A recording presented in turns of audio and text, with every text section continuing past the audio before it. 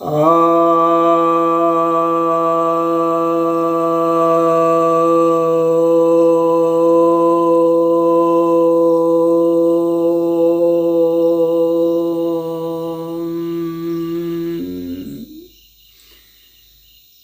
भक्तजनों को सप्रेम नमन। भक्तों, आज आपकी एक जिज्ञासा है, ये ज्योतिष से संबंधित और भूत प्रेत के भय से संबंधित जिज्ञासा है कि क्या भूत प्रेत से जो भय होता है या जो बाधा आती है, क्या हम लोग की कुंडली से ही पता चलता है?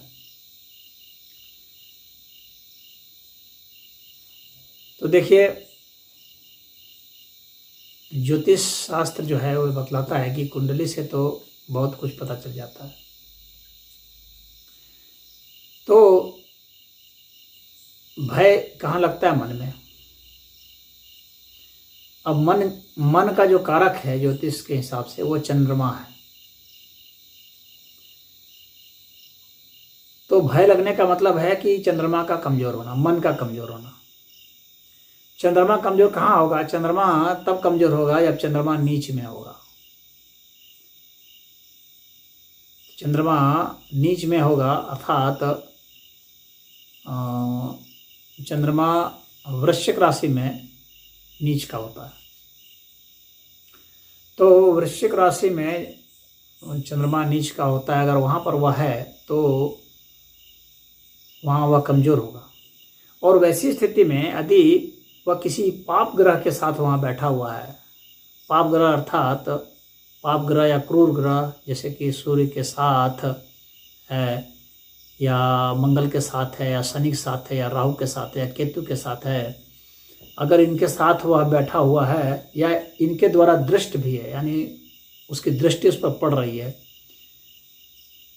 जो, तो अगर उसकी दृष्टि है, मतलब पूर्ण दृष्टि अगर है उसकी उस पर, तो दृष्टि जितनी होगी, अगर पूर्ण दृष्टि होगी तो असर ज़्यादा होगा, पूर्ण दृष्टि नहीं होगी तो थोड़ा असर कम होगा, युति भी होगी तो असर होगा। तो अगर पाप ग्रह से दृष्टि है और नीच राशि में चंद्रमा बैठा है तो जाहिर सी बात है कि वह कमजोर स्थिति में है। उसी तरह से चंद्रमा जो है यदि उसका अंश भी बहुत कम है तो भी वह कमजोर होता है। अपने शत्रु ग्रह में भी, अपने शत्रु भाव में भी बैठा हुआ है, जो उसका शत्रु है उसके घर में वो बैठा हुआ है यदि, तो भी वहाँ भी वह कुछ कमजोर होगा। तो यदि पाप ग्रह से वह दृष्ट होगा या उसके साथ वह बैठा होगा तो निश्चित ही वो उसका मन भयभीत होगा। उसी तरह से अगर चंद्रमा 6, 8, 12 ये जो हैं ये खराब भाव होते हैं। तो 6 शत्रु का भाव होता है, 8 जो है वो मृत्यु का भाव होता है, 12 जो है वह व्यय का भाव होता है, मोक्ष का भी भाव होता है। तो अगर 12वें भाव में है, बंधन का भी भाव होता है। तो यदि उस भाव में है वह 6, 8, 12 में है, इसका मतलब है कि चंद्रमा वहाँ पर कमजोर स्थिति में है। और अगर वहाँ भी वह मंगल के साथ है या सूर्य के साथ है या राहु केतु के साथ है तो वैसी स्थिति में वह काफ़ी कमज़ोर होगा और वहाँ वह आतंकित होगा। और उसको ऐसे कमज़ोर मन वाले को भूत प्रेत का असर, या समाज में अन्य भी जो दमदार मजबूत लोग होते हैं, दबंग लोग होते हैं, उनका भी असर उनके दिमाग पर पड़ता रहता है। यानी वह भयाक्रांत व्यक्ति होता है, वो आसानी से डर जाता है किसी से भी। अंधेरे से डर जाएगा, सांप बिच्छू से डर जाएगा, किसी जानवर से डर जाएगा, किसी आदमी के धमकाने से डर जाएगा, वो किसी से भी डर जाता है। तो ऐसे लोग जो डरे हुए लोग होते हैं, तो ऐसे ही डरे लोगों के ऊपर जो है भूत प्रेत की साया दिखती है, आती है, और वो हर जगह जो है भूत प्रेत देखने लग जाते हैं। उनके दिमाग में हर्ष में आशंका रहती है, तो दिमाग में वो इस तरह का गढ़ लेते हैं, या बाहरी ऐसी कोई शक्ति है बाहरी शक्तियाँ जितनी जिस भी प्रकार की शक्तियाँ हैं वो उसको अपना शिकार बना लेती हैं। इस चीज़ को समझ लीजिए। तो अगर वह मजबूत स्थिति में है, जैसे मान लीजिए कि वृष राशि का चंद्रमा मजबूत होता है, तो वहाँ है तो फिर खैर उसकी बात ही अलग है, वो मजबूत होगा। उसी तरह से गुरु की दृष्टि उस पर पड़ रही है, शुक्र की दृष्टि पड़ रही है, तो वह मजबूत होता है। तो वैसे में वह बचा रहता है। अगर लग्न में राहु है, चंद्रमा है, तो वह ग्रस्त होगा। लग्न में अगर रहेगा तो पंचम या नवम में अगर पाप क्रूर ग्रह है, पंचम भाव और नवम भाव में, तो उसको प्रेत बाधा की परेशानी आती है। तो इसका मुख्य जो कारण है, मैं समझता हूँ कि आपको समझ में आ गई होगी। तो अब इसी में कुछ कुछ उपाय भी किए जाते हैं। हनुमान चालीसा का जप कराया जाता है, या महामृत्युंजय मंत्र का, या ओम नमः शिवाय का जप, शिव की आराधना की जाती है, रुद्राक्ष पहना जाता है। तो ऐसे जो है क्या है मजबूत होती है। या काली जी की आराधना कर सकते हैं, शाक्त संप्रदाय के लोग इसे करते हैं। तो इससे जो है फायदा होता है।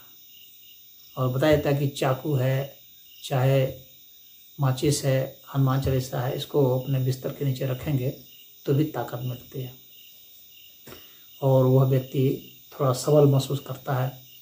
और जो साधु संत लोग हैं जिनसे उनमें काफ़ी श्रद्धा है, उनसे रक्षा बंधवा लेने से भी उनको फायदा होता है। या इनका रक्षा बंधवा लें,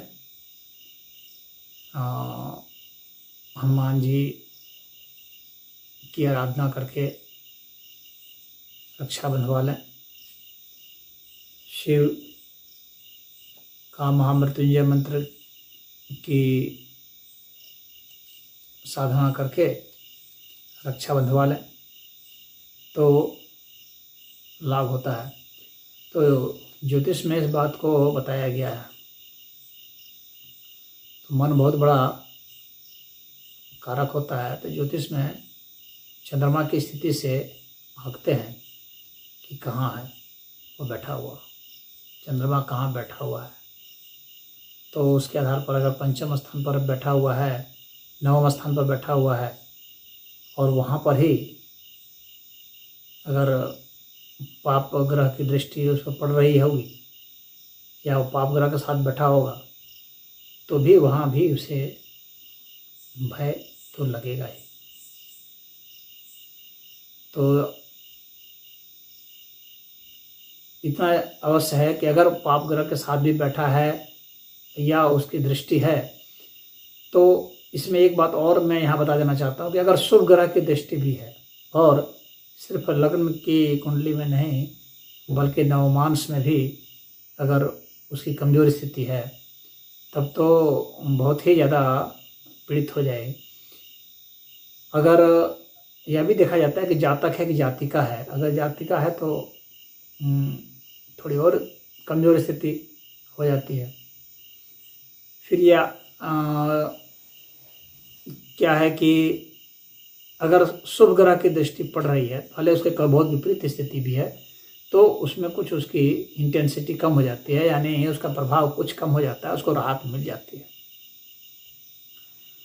और अगर नवमांश में भी राहत मिली हुई है तो ठीक है, तब उसका असर घट जाएगा। लेकिन अगर नवमांश में भी वही स्थिति है, लग्न में भी वही स्थिति है, तो जाहिर सी बात है कि फिर जो है वो इससे पीड़ित उसको होना ही होना है। वैसी स्थिति में क्या है कि अगर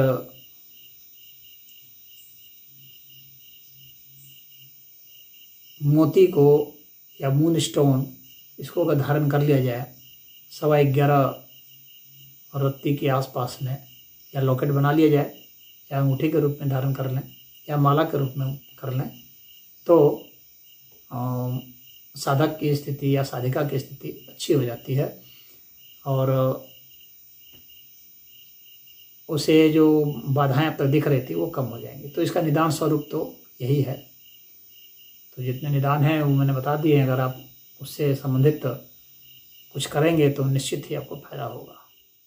ओम।